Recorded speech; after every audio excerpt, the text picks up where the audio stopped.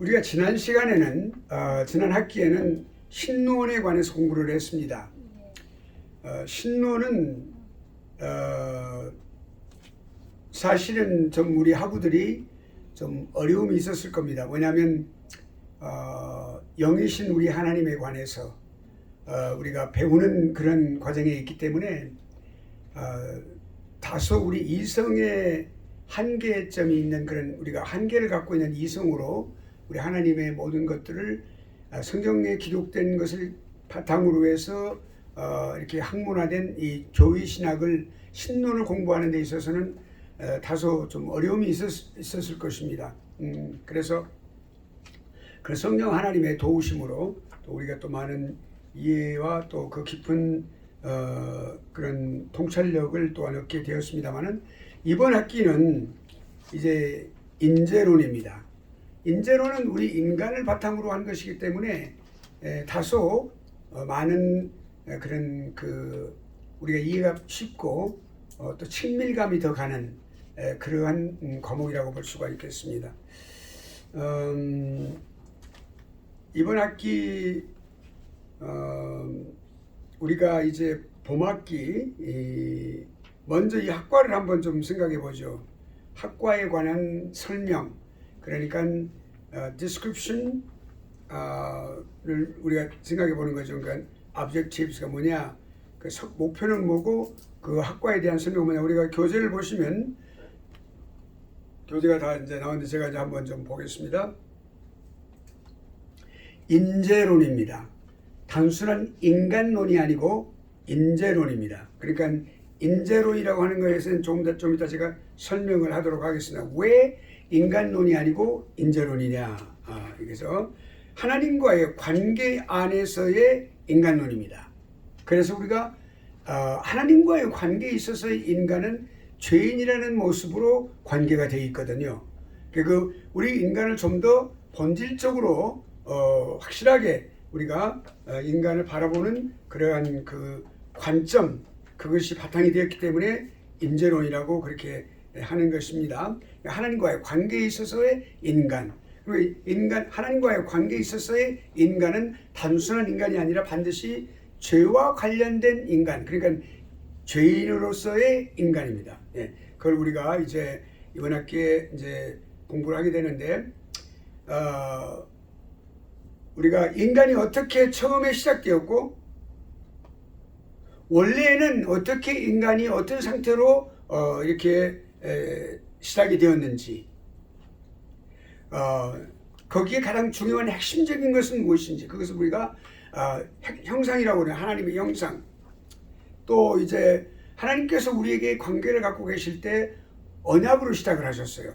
하나님은 언약의 하나님, 우리는 언약 백성 이렇게 말하는데, 그 언약을 어떻게 시작했냐, 그 행위 언약입니다. 아담과의 맺어진 인간과의 맺어진 가장 중요한 세우신 그 언약이 행위 언약입니다. 과연 행위 언약은 무엇이냐?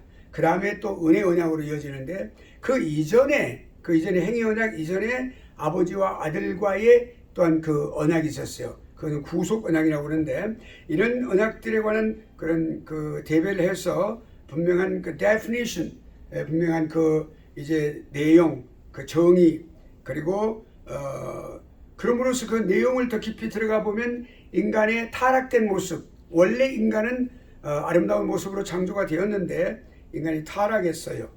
부패가 되었어요. 아주 전적으로 부패됩니다. total depravity라고 하는데, 그것이 이제 전적인 부패된 상태의 인간. 그리고 그럼 과연 무엇 때문에 그랬을까? 죄 때문이죠. 그러니까 죄의 교리에 관해서. 그리고 이제 그 다음에 그런 죄인을 바라보시는 하나님은 우리를 그냥 내버려 두셨냐? 그게 아니라 말이죠. 그러니까 우리에게 은혜 언약을 우리에게 이제 즉시 발동하셔서 우리로 하여금 생명의 길을 갈 수 있는, 생명을 얻을 수 있는 길을 열어놓으신 거죠. 그냥 만일에 우리가 죄를 지은 사람이 그대로 딱 지었다 그러면 하나님의 선언에 따라서 우리는 죽는 거예요. 죽는다고 하는 것은 인간의 육신의 죽음도 있지만 포함되지만 그것에 그치는 것이 아니라 하나님과의 영원한 작별을 말하는 거예요. 영원한 하나님과의 완전한 분리를 말하는 것이죠. 다시는 뵐 수가 없어요. 그러면 그러한 비참한 처지에 놓인 인간이 어떻게 해서 하나님의 그 은혜를 통해서 그 은혜 언약을 통해서 우리가 인간이 다시 새 생명의 길로 들어서게 되었는지에 대해서 우리 인간의 그 길을 마지막 이제 우리가 이번 학기에 마지막에 가서 그 은혜 언약에 관해서 이제 그 해피엔딩으로 우리가 또한 이제 과정을 마치게 될 것입니다. 그래서 우리가 본 과목을 공부를 하게 되면 여러분 조직신학이 얼마나 중요하냐면 공부함으로써 어떻게 돼요? 인간의 존재를 알게 돼요. 이 인간의 존재에 대해서 인간이 갖고 있는 학문의 최고의 학문이 뭐예요? 철학이죠. 철학이 인간에 대해서 얼마나 많은 시간과 또 많은 열정을 허비했는지 몰라요. 소비했는지 몰라요. 또 많은 철학자들이 그게 수없이 많이 달려들어서 그렇게 했어요. 근데 그 대답이 뭐예요? 허무하다라고 하는 것이 결론에 이르렀어요. 지금도 철학은 그 해답을 내지 못하고 있는 거예요.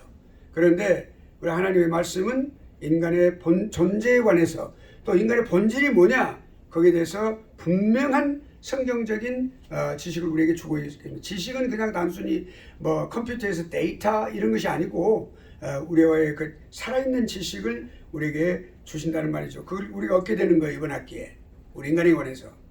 그리고 절대로 변할 수 없는 인재론, 그것을 체계화하는 그런 동기부여가 될 것이다 이렇게 보게 됩니다. 여러분 이해하시죠? 아멘. 예, 여러분 늘 저하고 같은 페이지 가셔야 돼요. 같은 페이지. 이렇게 미국 분은 그래요. 미국 사람은 그래요. I hope you're in same page with me. 그래요. 내가 여러분 나하고 같은 페이지에 있기를 바랍니다. 그래요. 이렇게 여러분이 항상 같은 페이지 가십시다. 예, 자 그러면 그건 종이의 페이지가 아니라 한 관점에서 우리가 지금 어디를 지금 가고 있는지 거기 같이 가는 거죠. 그러니까 이번에 해외 이번에 그 순례길에 갔을 때 어떤 분은 앞에 가이드가 가고 있는데 가이드보다도 훨씬 앞에 가는 거예요. 뒤에 어떤 분은 또 뒤에 푹 쳐져갖고 하고 그런 게 많이 떨어지겠죠. 가이드보다 더 앞에 가는 분은 길을 잃어버려 자기 어디 갈지 모르는 거예요. 그러니까 딴 데로 가다가 돌아보면 가이드가 안 보여요. 그럼 자기가 그게 좀 경솔하지요. 근데 또 뒤에 있는 분들은 못 따라가니까 한참 앞에 가이드가 딱 기다려주는 거예요. 그러면 오케이 이렇게 오고 우리가 같은 페이지 있어야 되는 거죠. 오케이. 자 그러면 우리가 교과서 여러분들 신학교 공부를 할 때 책을 많이 사세요. 내가 책을 여러분한테 갖고 와서 보여주고 싶은데 책을 가만히 보니까 안 사더라고. 그러니까 그러면 안 돼요, 여러분. 나중에 책이라고 하는 것은 나중에 목회를 할 때, 선교를 할 때, 문서 선교를 할 때, 어떠한 사역을 할 때 우리가 앞으로 여러분이 학교 졸업을 하고 오랫동안 학교에서 또 이제 이렇게 섬긴다든지 학교를 섬긴다든지 이렇게 직원으로서 섬긴다든지 여러 가지 많은 일들 할 거예요. 그러면 반드시 이 조직신학에 관한 책은 매일매일 읽어야 돼요. 여러분 아시겠어요? 이것이 매일매일 읽는 이유가 뭐냐? 그 사람이 딴 데로 안 가. 신학교 할 때는 살아있어. 그런데 한 1년 되면 다 잊어버려요. 잊어버리고 딴 데 간다고. 한국 정신 출신자 딴 데 가는 사람도 많아.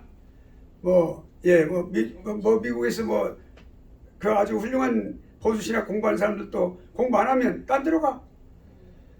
그 이유가 바로 그냥 매일매일 복습하지 않으면 안 되는 거예요. 조직신학 책을 항상 제 앞에는 항상 두 가지 책이 펼쳐져 있어요. 하나는 성경. 항상 펼쳐 있어 성경이. 그리고 조직신학 책은 항상 펼쳐 있어. 그렇게 해야 되는 거예요. 네. 여러분 오늘 처음 듣는 말이죠. 처음 듣죠? 네, 부담되겠지만 그 사실이에요. 다른 건 다 잊어버리더라도 조직신학만큼은 그대로 책을 항상 놔두고 봐야 돼요. 그래야 올바른 데 서 있어. 올바른 데 서 있어. 말씀을 전할 때도 올바른 말씀을 가지고 바르게 전하고 그렇게 하는 거예요. 자 그러면 이번 학기 교과서는 헬만 바빙크의 Reformed Dogmatics 그거를 이제 번역본이 있고 영어로 된 거 있습니다. 굉장히 큰 책들이에요. 이 헬만 바빙크가 누구예요? 칼빈주의 3대 칼빈주의자예요. 그러니까 잘 모르는 사람들은 칼빈 헬만 바빙크가 틀리고 루이스 벌코프도 틀리다 이렇게 보는데 그렇지 않아요. 루이스 벌코프는 이제 훌륭한 또 미국의 훌륭한 그 신학을 조직 신학을 또 이렇게 정립한 근데 그 아주 그 기초적인 책이 있어요. Manual of Christian Doctrine이라고 있어요. 거기에 이제 신학 개론이 있는데 그건 아주 그 기초예요. 기초. 이것과 그다음에 헤르만 바빙크의 전문적인 그 책과 같이 읽으시면 될 거예요. 그러니까 그런 것들을 우리가 보면 될 것입니다. 그 다음에 이제 영어는 책이 우리가 성경책을 가까이 되겠죠. 성경책은 NASB를 받아야 돼요. NASB 영어로 된 것은 Holy Bible, 그게 New American Standard Bible, NASB 또는 NAS라고도 말하고 NASB라고도 말해요. NASB가 정확한 명칭이에요. 이거는 아주 가장 우리가 영문 성경으로서 꼭 가지고 있어야 될 중요한 거예요. 번역이 원문에 아주 가장 충실한 번역본이 NASB예요. NIV는 많은 오역이 있어요. 잘못된 번역이 있어요. 그래서 여러분 주의를 하기를 바랍니다. 주일학교 교사들이 NIV를 쓰면 안 돼요. 어린애들은 잘못 쓰고 있어요. NASB를 꼭 써야 됩니다. 그리고 이제 한글 성경 우리 번역이 된 것이 있으니까 그렇게 쓰시길 바라고. 그 다음에 이제 참고 도서로는 recommended reading으로는 영어본은 헤르만 바빙크의 그 dogmatics 있고요. 그 다음에 또 루이스 벌코프의 systematic theology가 있어요. 그래서 이거는 전문적인 그런 조직신학이라는 책인데 이렇게 커요. 아주 단권으로 이렇게 크게 돼 있어요. 단권에 있는데 아주 루이스 벌코프의 그 문장이 아주 수려합니다. 잘 돼 있어요. 루이스 벌코프의 장점입니다. 그 다음에 이제 칼빈의 그 Institute of the Christian Religion, 이 말은 그 이제 우리 말로 이제 그 나오는 기독교 강요, 이거는 반드시 여러분 읽어야 돼요. 모든 학생들이 다 읽어야 돼요. 이거는. 내가 욕심만 같아서는 이거 반드시 읽어서 꼭 여러분 그 리포트를 제출하고 그러겠지만 저도 많이 지금 좀 물러졌어요. 아주 강력하게 항상 그렇게 했는데 좀 이렇게 좀 사람이 좀 물러지더라고요. 그러니까 여러분 이럴 때 여러분 공부 잘해야 됩니다. 그다음에 그리고 그다음에 이제 리차드 gemble, 그거는 이 모든 성경을 갖다가 이제 The Whole Counsel of God이라는 책인데 정말 아주 잘 된 거예요. 그러니까 신구약 성경에 관해서 구약 성경에 특별히 그런 내용을 기록한 아주 훌륭한 그런 생기예요. 그다음에 아르치발드 하지스, 알렉산더 하지스, 이거 프린스턴 옛날 구 프린스턴의 교장 선생님 하시고 그렇게 하고, 그다음에 또 찰스 하지, 서로 부자간이에요. 여기는 조직신학, 시스템릭 디올로지. 그다음에 이제 게르더스 바스, 이거는 요하네스 게르더스 바스는 아주 훌륭한, 아주 응축된 단어로 조직신학을 기록을 했는데 아주 이해하기 어려운 그런 문장들이 많아요. 잘 기억을 하고 보지 않으면. 근데 아주 훌륭한 이 조직신학자입니다. 그래서 Reformed Dogmatics, 그러니까 그 뭐냐면 개혁주의 교의학 그런 뜻인데 거기서 인재론이라는 그 부분이 있어요. Anthropology가 있어, 인간론, 그거에 대한 것이 있어요. 그러니까 그거 이제 또 우리말로 번역된 것도 있고요. 그러니까 존 칼빈의 기독교 강요, 그다음에 하지의 조직신학, 또 한국은 박형용 박사님, 우리 대한민국의 신학의 태두예요. 이분 모르는 거는 간첩이에요. 이분에 대해서는 정말 이분이 꼭 책을 갖고 있어야 돼요. 근데 이분을 원래 한자로 책을 많이 썼어요. 근데 제가 이제 저도 거의 죽산이라고 하는 이분은 시를 그 시호가 죽산인데 그 죽산 신학연구원이라고 있었어요. 지금은 이제 해체가 됐는데 저도 그 연구원으로 이렇게 좀 그 책도 한문 책을 한글로 번역하면서 이렇게 연구하고 그렇게 또 배우고 그렇게 연구했던 그런 것입니다. 박형용 박사님의 이 교의신학의 저작전집이 있어요. 다 나와 있어요. 그건 꼭 여러분 갖고 계시길 바랍니다. 그래서 이 박형용 박사님의 신학은 헤르만 바빙크의 신학과 아주 많은 것을 그렇게 공유하고 있고, 그 다음에 또 이제 우리 또 리스벌크프도 많이 참조를 했다고 우리 볼 수가 있습니다. 아주 훌륭하신 그리고 이 박영우 박사님은 또 신학 난제 선택이라고 해서 신학이 여러 가지 신학적으로 난제가 많아요. 네, 그런 거에 대해서 분명한 그런 것을 책을 쓰신 아주 훌륭한 우리 대한민국의 신학계에 있어서 보배입니다. 아주 훌륭한 태도예요. 네, 꼭 여러분 그 책을 준비하시길 바랍니다. 그 다음에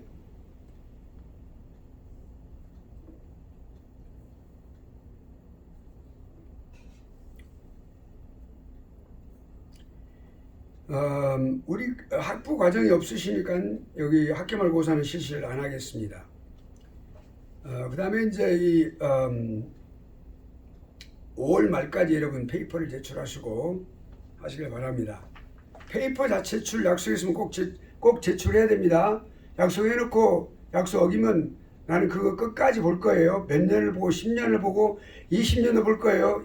아, 이분이 훌륭한 목사가 되겠다. 나는 그걸로 보거든요. 그러니까 여러분 나 실망시키면 안 돼요. 교수 꼭 내시길 바랍니다. 그래야 아, 이분은 참 훌륭한 분이로구나. 이런 그 제 마음속에 그런 그 기억이 남겠죠. 네, 꼭 그렇게 하시길 바랍니다. 아프더라도 힘들더라도 꼭 내가 늦더라도 꼭 제출해서 꼭 많은 거 안 내도 돼요. 꼭 100% 그냥 아주 완벽한 그런 페이퍼를 내지 않아도 됩니다. 보면 아니까 여러분이 내는 그런 그 성의가 많은 그 하나님께 기뻐하실 겁니다. 꼭 그렇게 하시길 바랍니다. 그리고 이제 여기 그 주제가 페이퍼를 쓸 때 주제를 제가 이제 여기 참고로 좀 써놨어요. 하나님의 형상인 사람, 원래 상태의 사람에 대해서 타락하기 전에 어떤 사람이었는지 그 페이퍼가 뭐 10페이지 다 안 돼도 됩니다. 단 몇 페이지만 해도 됩니다. 꼭 그렇게 하시길 바라고 그 다음에 두 번째 주제는 여러분이 참조할 주제예요. 그 주제 중에 하나를 가지고 쓰시면 돼요. 행위 언약과 인간의 타락. 하나님께서 행위 언약을 주셨어요. 아담과. 그리고 인간은 그러고 나서 그걸 어기면서 타락했어요. 그 타락의 결과에 대해서 이건 쓸만한 주제예요. 이것은요. 두 번째가. 그리고 세 번째는 죄에 대해서 하는 거예요. 여러분 죄에 대해서 한번 깊이 연구를 해보세요. 엄청난 것이 성경에서는 막 기록되어 있어요. 죄에 대해서 한번 써보는 거예요. 죄에 대해서 엄청 확실하게 우리가 죄에 대해서 그거를 연구하지 않고서는 인간을 연구했다고 말할 수 없고 그리고 그 죄인에 대한 하나님의 은혜를 알 수가 없어요. 인간의 죄를 우리가 알아야 되거든요. 엄청나게 그 죄에 대해서 아주 강력하게 기록되어 있는 것이 성경이에요. 그러니까 죄에 대하여 죄의 기원은 무엇이고 본질은 무엇이고 그 형벌은 뭐냐, 그 결과가 뭐냐 이럴 때면 연구해 보세요. 여러분 그 철저하게 하면 나중에 엄청나게 나중에 여러분 사역에 있어서 도움이 될 겁니다. 그 다음에 또 네 번째, 인류의 삶 가운데 있는 죄의 문제에 대한 성경적이며 실천적인 결심, 이 죄에 대해서 나는 어떠한 결심을 갖는다. 그게 중요하거든요. 예. 그 다음에 또 다섯 번째는 하나님의 은혜 언약. 이거 마지막 부분에 나오는데 그 은혜 언약의 본질을 무엇이고 특성은 무엇이고 무엇을 인간을 죄로부터 어떻게 구속하셨는지, 이것이 구속력이 바로 이 은혜 언약 때문에 우리가 구속함을 받아서 우리가 하나님의 자녀가 된 거예요. 네, 그것이 중요합니다. 그래서 페이퍼를 그렇게 내시고 그 다음에 이제 쭉 내려가서 출석하면 여러분 출석 100% 하면 60% 나와요. 60점 맞을 수 있어요. 60점 해가지고 여러분 통과 못하겠죠. 페이퍼를 반드시 내셔야 돼요. 40%. 예, 그럼 100%가 되겠죠. 예. 자, 그 다음에 이제 여기 학점 산출은 이제 그거는 안 읽으셔도 돼요. 그 다음에 우리가 강의 방침, 교과 내용을 한번 봅시다. 사례를 봅시다.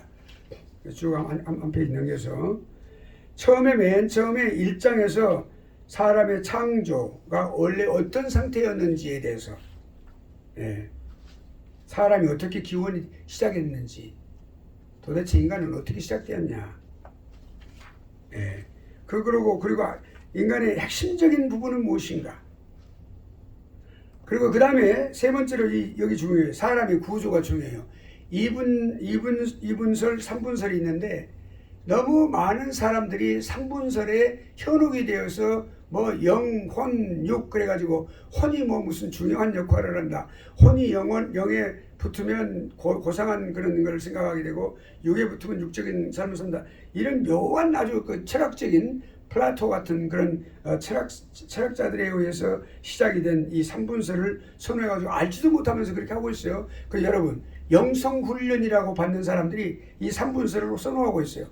영성훈련 받지 마세요.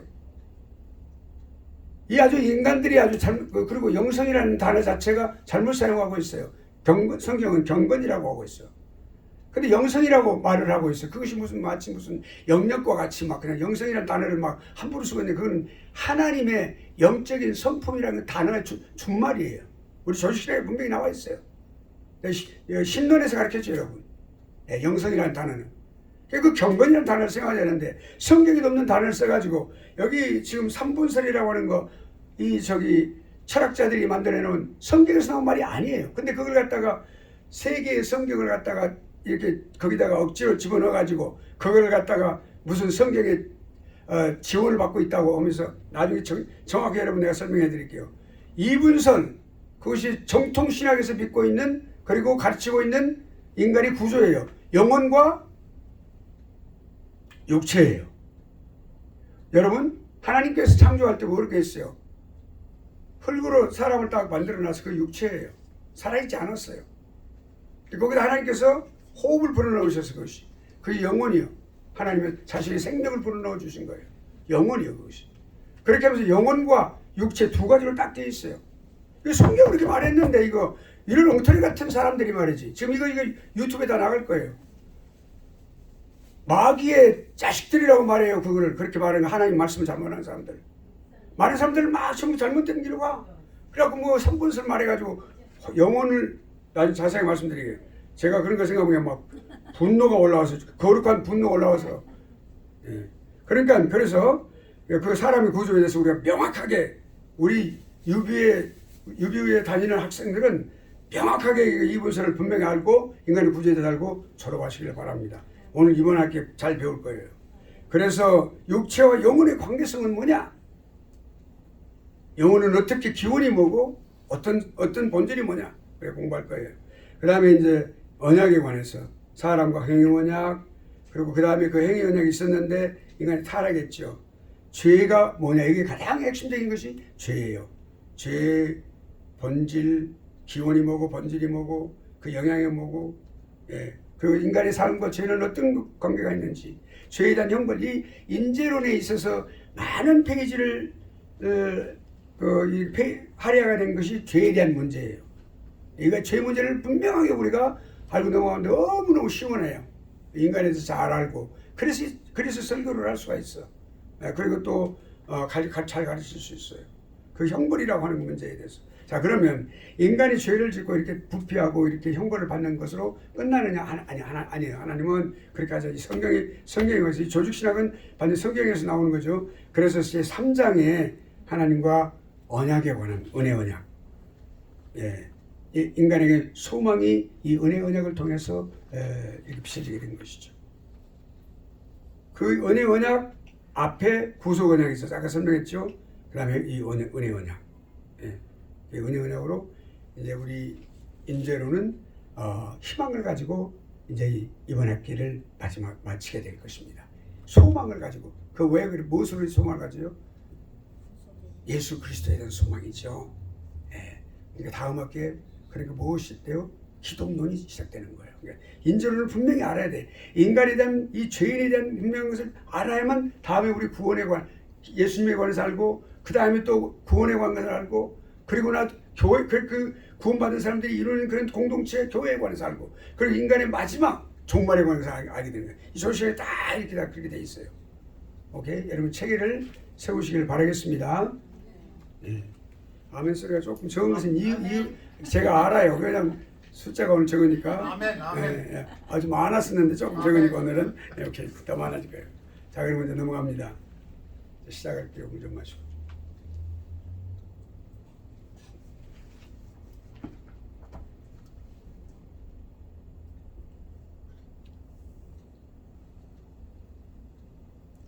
자, 그러면 1장으로 들어가겠습니다. 인간이 어떻게 시작되었는가? 우리 성경을 보면은 성경에서 창세기는 모든 것에 대한 기원입니다. 그렇죠? 기원이에요. 그 기원 가운데 그 기원이라고 하는 것은 the origin. 모든 것에 대한 기원이에요. 이 우주의 기원, 우주가 어떻게 시작되었는지, 거기에서 가장 하나님의 사랑의 대상이고 특별한 관리의 대상인 인간이 어떻게 시작되었는지 성경은 그렇게 말씀하고 있어요. 조직신학도 그렇게 시작돼요. 근데 우리가 이 인재론이라고 하는 것을 맨 먼저 시작하지 않고 왜 하나님 신론부터 시작할까요? 그 이전에 뭐예요? 서론에서는 뭘 했어요? 계시론을 했어요. 종교와 계시론을 했어요. 그리고 이제 신론을 하고 하나님에 관한 학문, 하나님에 관한 그 교리를 공부를 하고 이제 인간에 관한 것을 공부하게 돼 있어요. 그러니까 우리가 신학 공부를 하기 전에 일반 대학에서 이제 또는 일반 대학 아니라도 심리학을 연구하면 많은 도움이 됩니다. 신학을 이해할 때 많은 도움이 되죠. 심리학, psychology. 왜냐하면 신학은 그러니까 이 심리학은 인간 자체를 연구하는 거예요. 근데 거기는 하나님이 없어요. 일반 대학에서 가르치고 있는 심리학은 psychology, 거기는 하나님은 없어요. 그러니까 그냥 하나의 그 육체로서의 인간, 정신도 다 포함되는 거죠. 그런 모든 것들을 공부를 하니까 그 많은 도움이 되죠. 그러면 우리 인재론을 우리가 이해할 수 있게 된다 이 말이에요. 그리고 또 이 조직신학 전체를 또 그 외에 신학 전체를 다 이해하기 위해서는 또한 역사학을 사학을 공부하는 것이 또한 그런 예비 지식을 갖고 있으면 더욱 도움이 되죠. 왜냐하면 우리가 이 조직신학이라고 하는 것은 반드시 역사신학과 아주 밀접한 관계를 가지고 있어요. 그러니까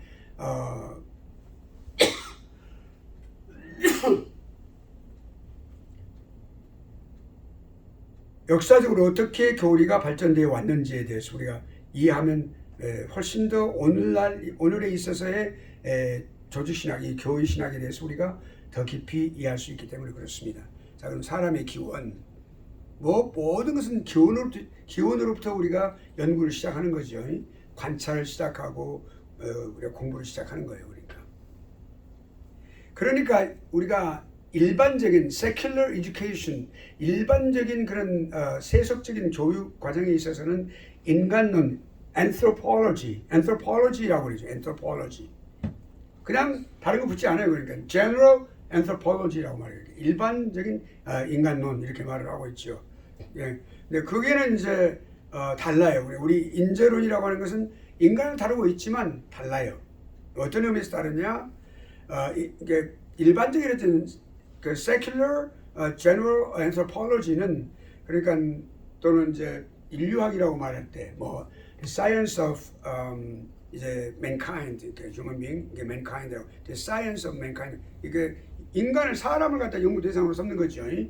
그거는 같은데 그러나 거기에서 뭐 이제 일반적인 그런 인간학에서는 단순히 인류의 기원을 말할 때 인간을 이렇게 창조설을 말하는 것이 아니라 이제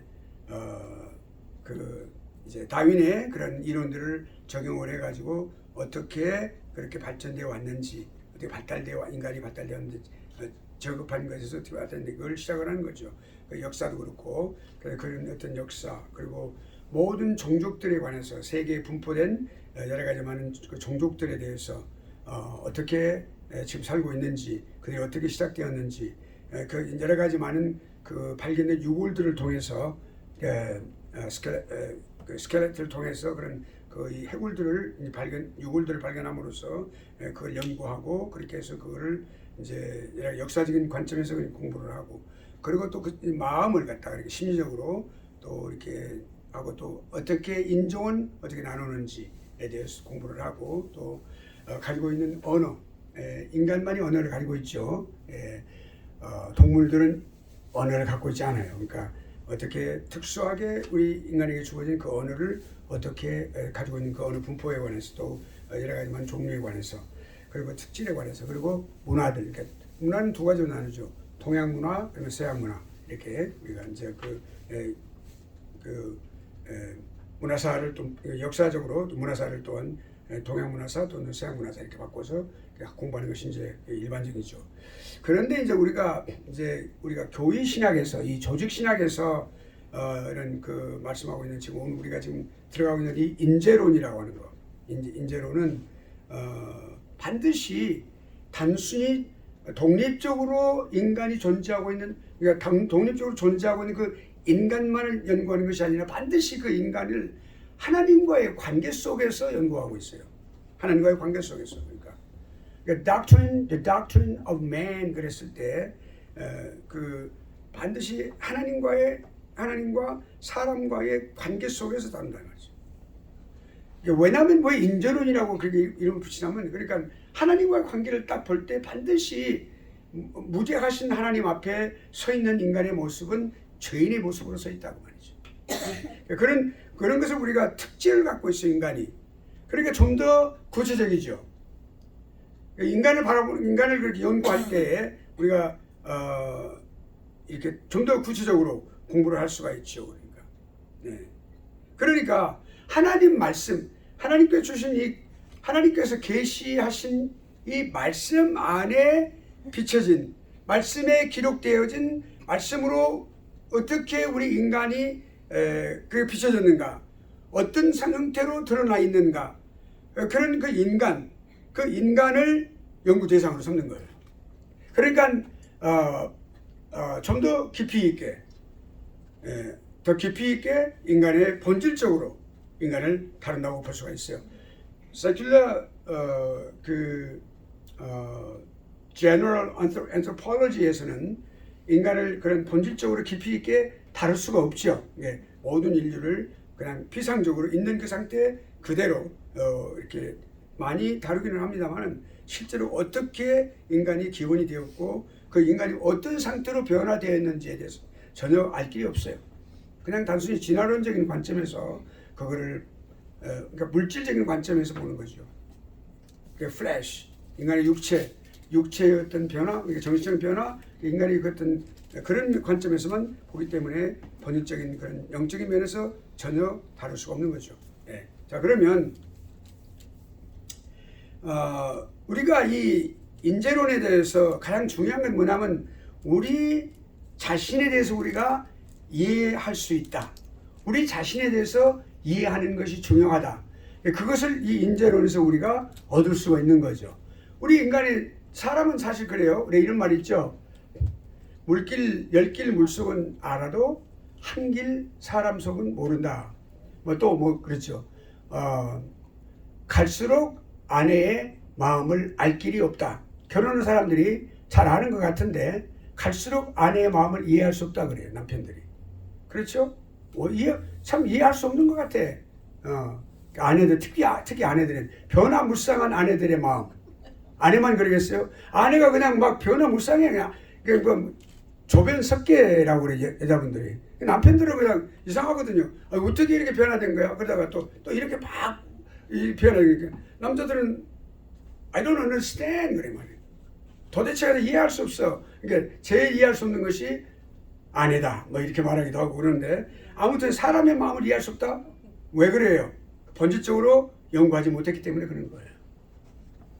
본질적으로 연구를 하면 알 수가 있겠죠. 많이 이해할 수 있겠죠. 보다 더 아내를 이해 많이 하는 사람은 보다 더 좋은 훌륭한 그런 부부 생활을 할 수가 있겠죠. 그리고 불행을 갈라지는 어떤 그런 불행을 겪지 않을 수도 있겠죠. 그러니까 우리가 중요한 건 뭐냐면 자신에 대한 이해예요. 상대방에 대해서만 이해하려고 노력하지 않고 그 상대방의 모습을 통해서 내 자신의 부정한 모습을 보게 되는 거예요. 사람들이 많이 여러 가지 많은 잘못된 모습들을 많이 보이고 있어. 내 눈에 보인단 말이에요.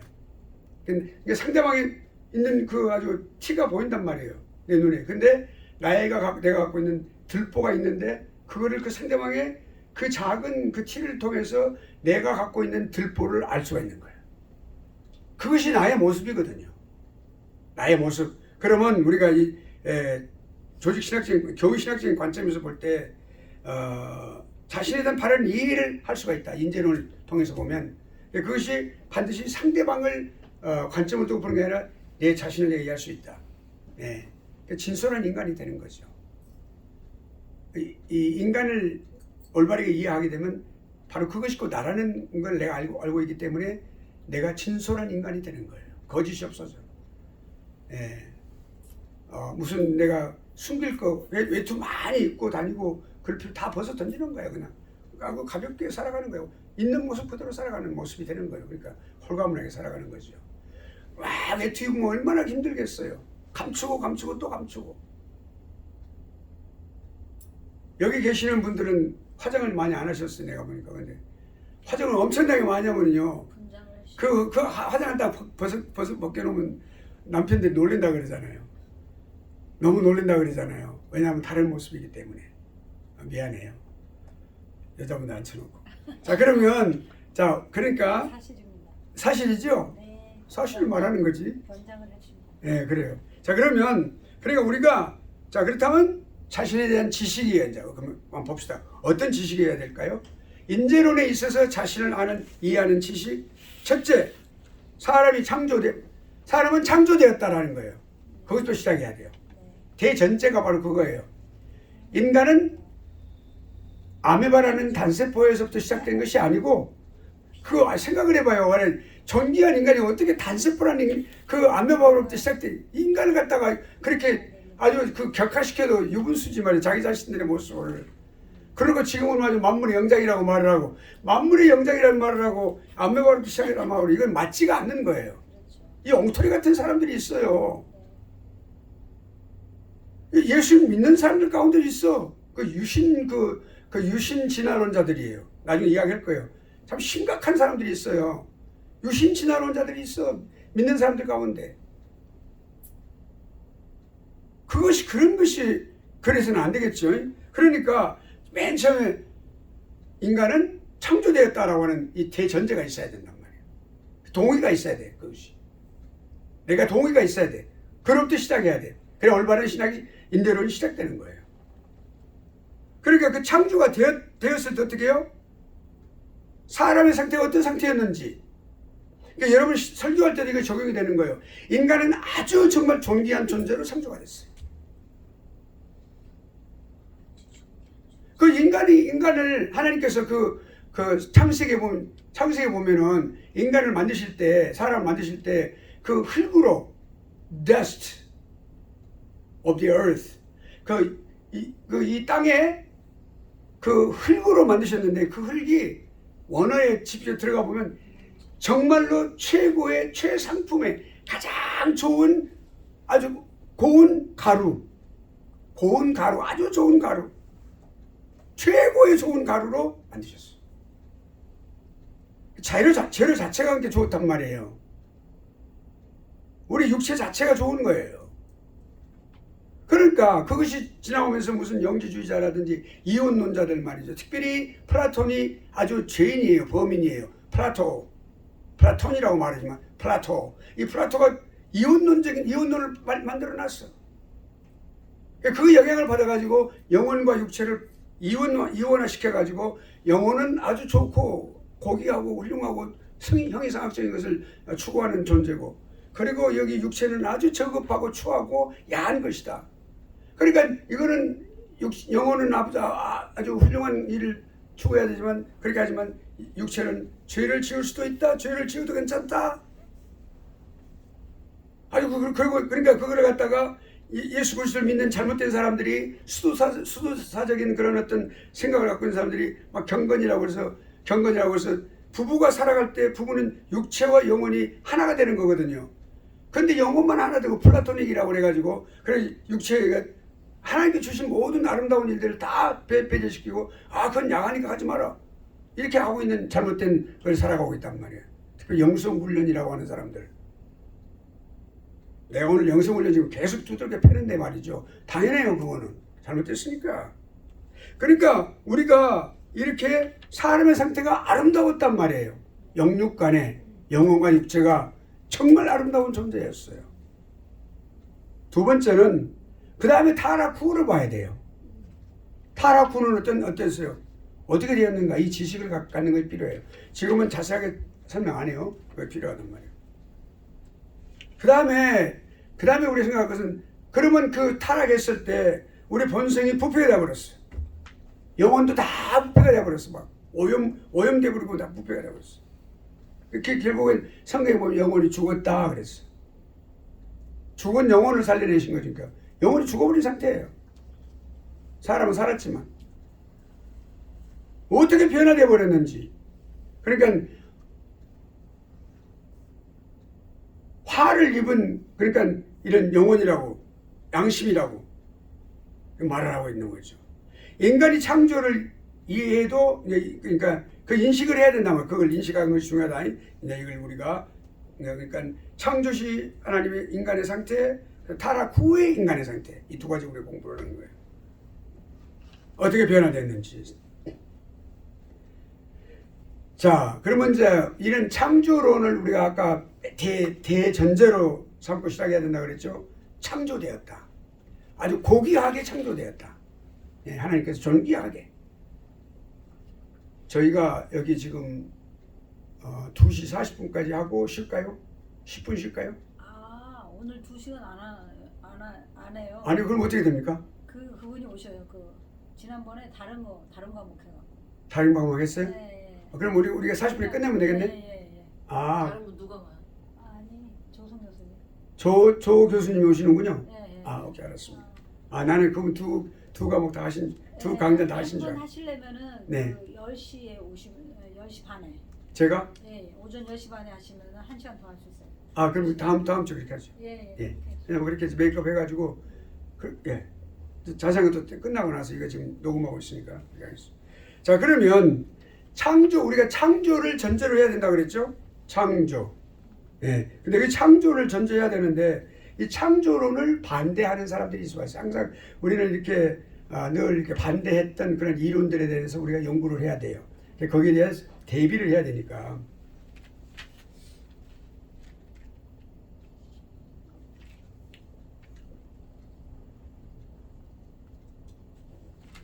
자, 첫째는 뭡니까? 자연적이다. 자연적으로 기원이 되었다. 자연 발생적으로 땅에서 토생설이라고 그래 그걸. 땅으로부터 나왔다. 그러니까 우리 이제 식물들이 땅에서 나오니까 우리 인간도 땅에서 나왔다. 뭐 토굴에서 나왔다. 그것도 하나의 토생설의 일부예요. 신화를 볼 때 굴에서 나왔다. 그 토생이거든요. 그것도. 그러니까 그러한 어떤 토생론, 땅에서 나왔다. 또 하등동물, 아메바와 같은 하등동물에서 인류 진화론이죠. 그리고 다음에 또 하나는 이제 제가 조금 전에 말했듯이 그 유신 진화론이라는 게 있어요. 이거 아주 위험한 생각인데 그리스도인들도 이거를 혼돈해 가지고 이것을 믿는 사람들이 많이 있어요. 뭐냐면 영혼은 하나님께서 주셨다. 그러니까 하등 동물로부터 시작이 됐는데 그것이 진화로 되면서부터 하나님께서 그 신체 영혼을 부여해 주셨다. 그렇게 말하는 거예요. 두 가지, 그러니까 진화를 했고 그리고 하나님께서 영혼을 주셨다고 하는 이런 그 생각인데 이것이 이제 우리 기독교에서 갖고 있는 생각의 정통적인 그런 견해가 아니고 로마 카톨릭에서 주장하고 있는 그런 것입니다. 로마 카톨릭이 상당히 많은 그러한 문제점을 갖고 있는 것이죠. 중세기 때의 스콜라 철학자들 또 그리고 토마스 아퀴나스가 그 로마 카톨릭의 아주 아버지라고 부를 만큼 그런 그 숭앙을 받고 있는 신학자인데 그런 잘못된 것들을 많이 가르쳤어요. 그러니까 이런 것들이 있는데 그러나 우리가 분명히 알 것은 뭐냐면 다 현 사실과는 다른 그런 어떤 가설이다 이라는 것을 우리가 알아야만 되겠습니다. 예. 논리적이지 않아요. 뭐냐면 첫째 하나님의 말씀은 사실이고 과학적으로도 다 증명이 되고 있고 고고학적으로도 모두 증명이 된 그리고 우리 믿음으로 우리가 받아들이고 있는 이 말씀이 하나님의 계시의 말씀 이 계시의 말씀에 위배되는 거죠. 그러니까 성경은 뭐라고 되어 있어요? 하나님께서 친히 그 고운 흙가루를 통해서 그 신체를 만드시고 영혼을 직접 하나님의 그 호흡을 통하여 그 영혼을 직접 주셨어요. 그러니까 하나님의 생명을 주신 거죠. 그래서 존재가 놀라운 존재예요. 예. 근데 진화론은 하등 동물에서 시작했다고 하니까 발전했다고 하니까 성경과 정반대가 되는 거죠. 예. 그러니까 출발부터 잘못되었다라고 하는 것을 우리가 알 수가 있습니다. 그런데 이렇게 존귀한 존재로 창조된 사람이 타락했어. 전적으로 부패됐어요. 칼빈주의 5대 강령에 보면은 첫째로 total depravity, 완전 부패라고 하는 말이 있어요. 그게 여기에 해당되는 거예요. 예. 그냥 뭐 칼빈의 5대 강령이 처음 그냥 어떤 나온 이론이 아니고 성경을 바탕으로 해서 이 교회 신학에서 이렇게 나오고 우리 다 이렇게 교회 신학은 또한 성경에 나왔으니까. 그래 높은 지위에서 떨어졌고 악한 모습을 살아간다. 인간이. 예. 둘째로 진화론은 가설이야. 사실이 아니야. 그 실제로 이 진화론으로서는 사실을 증명할 수가 없습니다.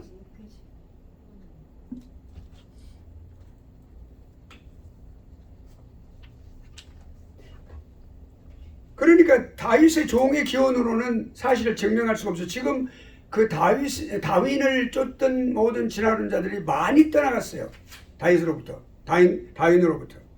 그러니까 다윈이 어떤 것을 이야기를 했냐면 좀 이야기를 해보면 이렇게 우리 그 유인원이라고 그러죠. 먼키. 예, 원숭이가 인간의 그 바로 직전에 그 우리가 유인원의 우리 후손이다 이렇게 말을 하는데 그걸 갖다 증거하기 위해서 뭐 구조적으로 비슷하다, 유사하다, 구조적으로 유사하다 이렇게 말을 많이 주장을 하고 있죠. 그런데 언젠가 내가 그 타임지를 본 적이 있는데 인간과 원숭이와의 차이점은 그 유사점은 98%가 맞다 그렇게 말을 했어요. 차이점이 2%다 그랬는데 그 2%가 핵심적인 차이점이다 그랬어요. 비슷한 것이 있다고 해서 많다고 그래서 그 같은 것은 아니거든요. 근데 그 핵심적인 뭘 의미합니까? 영혼의 유무이고 영혼 안에 있는 그 하나님의 형상이에요. 그것이. 그 타임지는 그걸 갖다가 그렇게 직접 언급을 하지 못했어요. 근데 그 다른 점이 있다고 말을 했어요. 그것이. 예. 그 유인원은 먼키는 뭐가 없어요? 영혼이 없는 거죠. 예. 그러니까 그걸 우리가 그것을 그리고 또 뭐 태화기관 뭐 이런 것들을 또 말하기도 하지요. 사람 인간의 태화기관이 뭐예요? 맹장 같은 거 있죠. 예를 들어 봅시다. 태화가 됐으면 그 기관이 태화가 됐으면 아무런 할 일이 없다고 생각되겠죠. 그렇지만 그렇지 않아요. 인간의 이 맹장에 이 태화된 이 부분이 엄청나게 중요한 역할을 하고 있다는 것이 의학적으로 발견이 됐어요. 지금은 그 맹장을 옛날에는 잘라냈죠. 이거 잘라내지 않아요. 지금 그대로 놔두는 거예요. 잘라냈을 때 암에 걸리는 그런 것이 쉽게 암에 걸리고, 맹장의 그 퇴화가 됐는데 퇴화된 그 맹장의 그 기관이 몸에 아주 유익한 어떤 그 질병을 예방하는 그런 중요한 역할을 하고 있다는 것이 발견이 된 거예요. 그러니까 이 다윈의 이 태화의 모습을 통해서 뭐 꼬리가 뭐 했다 이렇게 그런 것들이 보면 그런 어떤 잘못된 어떤 그런 것들이 잘못된 생각이라는 또 동물의 유사성이라고 말하는데 동물의 피와 인간의 피는 근본적으로 달라요. 성분이 인간의 피와 동물의 피는 근본적으로 달라요. 동물의 피를 인간에게 주입시킬 수가 없어요. 살 수가 없는 거예요. 인간은 같은 형이 있을 때 O형이면 O형, 혈액형이 같을 때 그거를 우리가 주입하면 살아가죠. 아무런 문제 없이 살아가는 거예요. 그래 동물의 피는 우리 인간에게 주입시킬 수가 없어요. 금방 사망에 이른단 말이에요. 본질적으로 달라요. 그것이. 예. 피는 그 동물의 생명인데 그렇지 않단 말이에요. 그리고 또 이제 여기 이제 그 우리가 그랜드 캐년 같은데 이제 창조 학회에서 가서 확인을 가라는지 발표한 그 내용들을 보면은 우리 전 세계적으로 보면은 우리 인간과 가장 가깝다고 하는 그 진화론자들이 말하고 있는 그 유인원, 그러니까 몽키, 그 원숭이와 우리 인간의 사이에 어떤 지금 발전되어 가는, 진화되어 가는 과정에 있는 어떤 존재가 있을까? 그러니까 뭐 예를 들어서 얼굴은 원숭인데 몸은 사람이라든지, 몸은 원숭인데 얼굴은 사람이라든지, 뭐 반신 반수 뭐 이런 것들이 있어야 될 거 아니에요? 없어요. 단 한 건도 없어. 수천 년의 역사를 지나왔는데 단 한 건도 없는 거예요. 이 다윈의 이 이론의 허구성이 여기서 나타나는 거예요. 없어요. 인간은 인간이고 원숭이는 원숭이다. 그렇죠? 그것을 우리가 알 수가 있어. 이게 아주 확고한 그러한 증거가 되는 것이죠. 예. 자, 그 다음에 또 그러니까 사람은 아주 특별하게 하나님의 특별한 존재로 이제 창조가 됐다. 그것이 가장 중요한 이유가 뭐냐면 하나님의 형상대로 되었다. 여기에 가장 핵심적인 겁니다.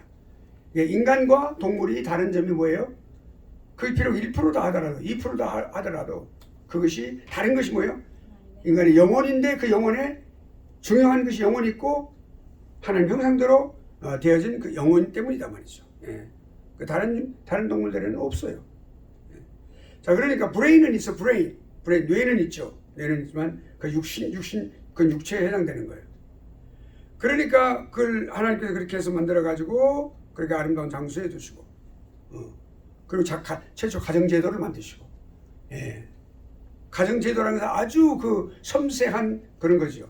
모든 생활이, 인간의 가정생활은 엄청난 모든 그 공동체로서의 가장 핵심적인 모양으로서 사랑이 있는 그런 공동체, 사랑의 공동체가 가정이에요. 물론 거기서 많이 싸우죠. 예, 많이 싸우고 그러다가 또 화해하는 모습을 여러 가지 하더라고요. 하여튼 여러 가지 모양으로 많이 해요. 어떤 사람 어떤 분은 여자가 화가 나고 있으면 앞치마를 딱 뒤로 돌려서 입는다든지, 또 남편은 갖다가 밖에 나가서 집 밖에 나가서 거기서 한 30분 동안 앉아 있다 온다든지 이렇게 노력들을 많이 하죠. 그러나 싸움이 있어요. 싸움 없을 수 없어. 인간이니까. 사랑 싸움이 있는 거죠. 사랑 싸움은 결혼 전에 있는 거고, 결혼하면 사랑 싸움이라고 말할 수 없어요. 그러니까 해서는 안 되겠죠. 아무튼 그렇게 우리가 하나님께서 그렇게 가정을, 그렇게 아름다운 가정을 만들어 주셨다. 이렇게. 예. 가정 제도를 만들어 주셨다. 그러니까 우리 결론은 뭐예요? 사람은 창조의 멸류관이고 하나님의 특별한 존재다. 오늘 여기까지 하겠습니다. 예. 마치겠습니다. 어디까지 한다고요? 여기까지.